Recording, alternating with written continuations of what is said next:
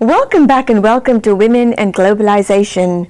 The host here is Dr. Satish Misra, whom you see on the Capital Forum as well as Facets of Religions in India. Dr. Misra is a well-known name in our community. Dr. Misra's guest today is Delegate Aruna Miller from the state of Maryland. Let's hear this dialogue. Namaskar, this is Satish Misra. Welcome to this particular segment of Women and Globalization in Women's World View of MHG TV segment. This is New Year, January 2013. First, Happy New Year to all of you and greetings. And we are very privileged to have Ms. Aruna Miller, Maryland delegate of District 15, that's my district.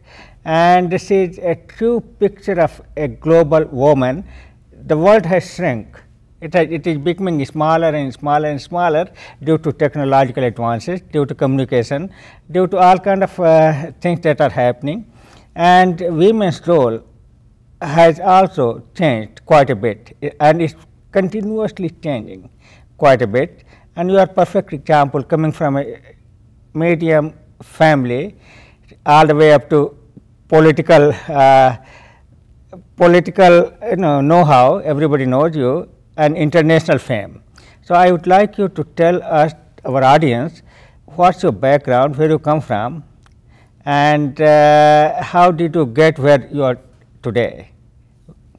Okay.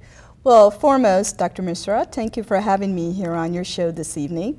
And I'd also like to wish the audience a very happy new year into the year of 2013. A couple of myths that I do want to clarify is I'm not internationally famous. Not everybody knows who I am. I'm a very local politician here in Maryland in Montgomery County. As you know, Montgomery County is one of the most politically charged regions in the nation. Exactly. Right. And it's a great honor for me to serve the residents of Legislative District 15 and you in particular and your family.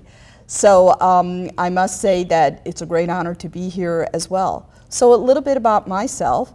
I was born in India, in Hyderabad, Andhra Pradesh. I came to this country, like many Indians in this country, as a small child. I came when I was 7 years old. Wow. Yes. That young, it must have been a big change. It was a huge change. In fact, I would say one of the most fundamental changes of my life was when I first arrived to this country. Most people in India, if you happen to live in the southern region, like Andhra Pradesh, you have not seen snow. So I remember my father coming and getting me in India and bringing me here. We got off the plane in New York City, and at the time it was February 1972. The snow was falling. I had never seen snow before, and I thought it was confetti falling from the sky because people were anxious and happy to see my father's and my arrival to their country. So I was a little bit disappointed to find out, in fact, it was not confetti, but Mother Nature itself, you know, with snow. So that was a very profound moment of my life when I arrived to this country. That's great. So what did you do? You went to primary school, kindergarten? No, not kindergarten. Little bit primary, right? Sure. I started off in elementary school, did not know any English whatsoever. Didn't know English? I did not know English when I arrived here. So my mother taught me, and I also was taught by Big Bird and Mr. Rogers and Sesame Street. I watched a lot of that when I was a child. And so, and much of which is in school, of course. So as any immigrant that comes to this country, it's a struggle when you're trying to assimilate yourself into the culture, into the environment, learning the language, eating foods you've never eaten before. I went from eating idlis and sambar for breakfast into cold cereal and milk, which I've never had. But of course, I've grown to love and enjoy over the years. So assimilation took long time, or it was very short? I think as a child it takes a lot sooner to assimilate as opposed to an adult that comes to this country. It's a little bit harder to assimilate.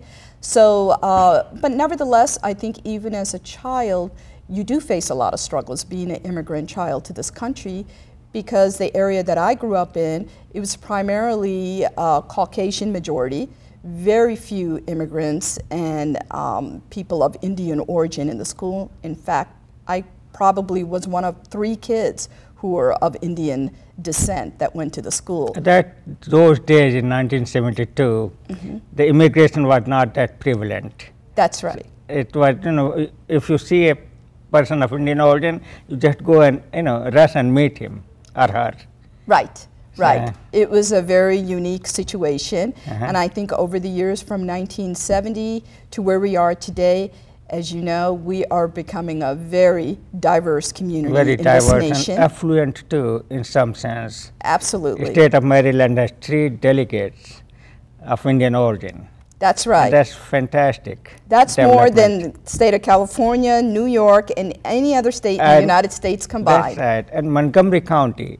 In Montgomery County. Made an impact in state of Maryland.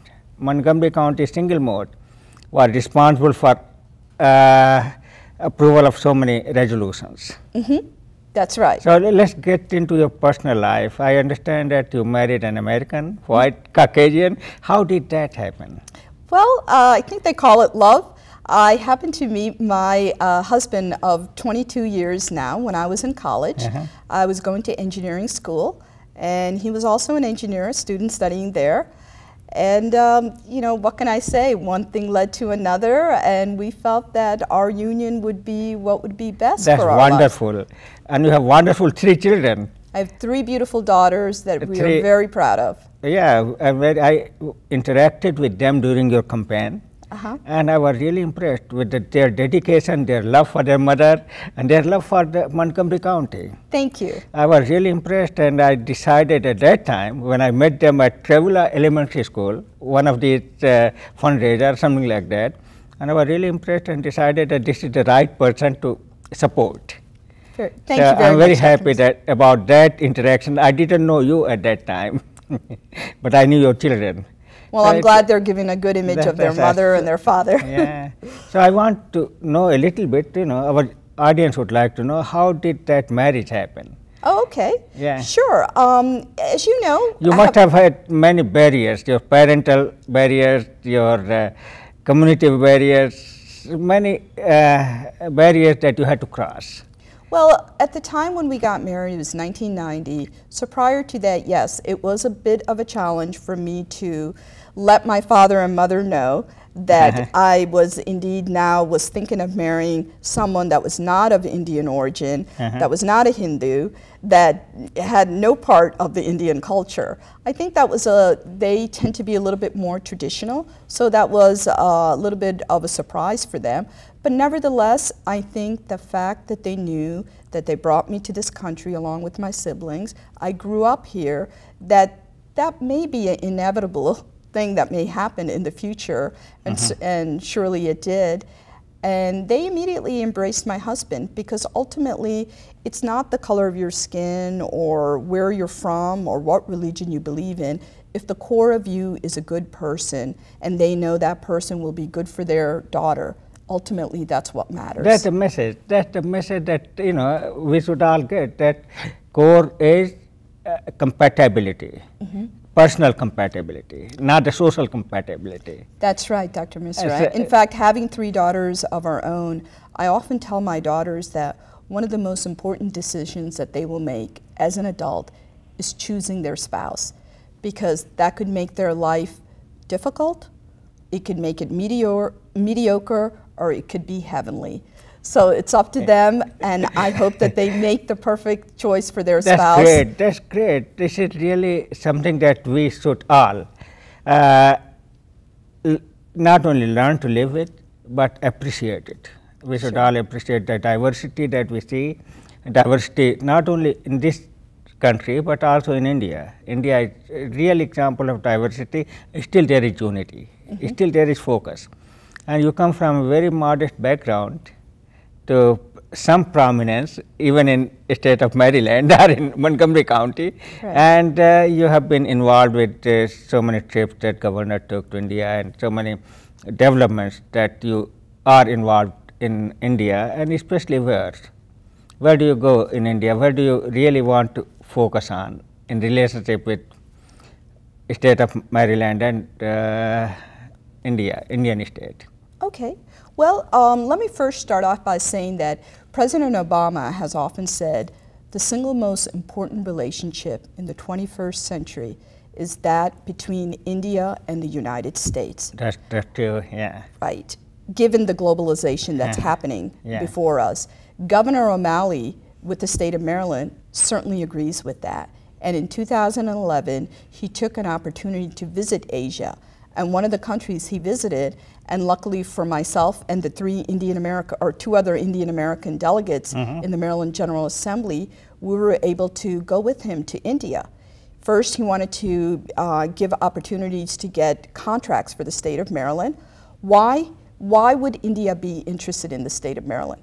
Certainly not wages, because you can get wages in India at a lot lower rate than the paying for people here. Exactly. But what the state of Maryland has is, as we go into the new economy, we have a knowledge-based economy. In fact, the state of Maryland has the highest percentage of PhDs and engineers from anywhere else across the United States. That's right. We're one of the richest states across the United States as well. So these are the reasons why India would be interested, because we have a knowledge-based economy, a resource that they can use to get their own work done. So we went to India in 2011 for that reason, and also to be able to establish a diplomatic relationship with the country. So initially, the governor was considering between 10 to 11 states in India to have a sister state relationship with. Ultimately, he selected the state of Maharashtra and my own home state, Andhra Pradesh. Andhra Pradesh, that's great. So we are running out of time. I want you to focus on the last few sentences that you want to give a message to women of state of Maryland and worldwide. Sure. I think this is an incredible age to be alive for women. While we still need to make much progress as far as equity is concerned, as far as whether or not women should get paid the same amount of money for the same job, reproductive rights, and so on. Nevertheless, this is a great time of our era to be alive, to be a woman, and to move forward with the issues and concerns that most affect our lives. Thank you very much. It was very informative. And remember what Aruna ji said, we have to look for opportunities worldwide to make an impact in the world that we are living in, which is becoming globalized, which is becoming smaller and smaller every day. So we have to take advantage of opportunities, especially for women. So thank you very much. Enjoyed you being here. Namaste.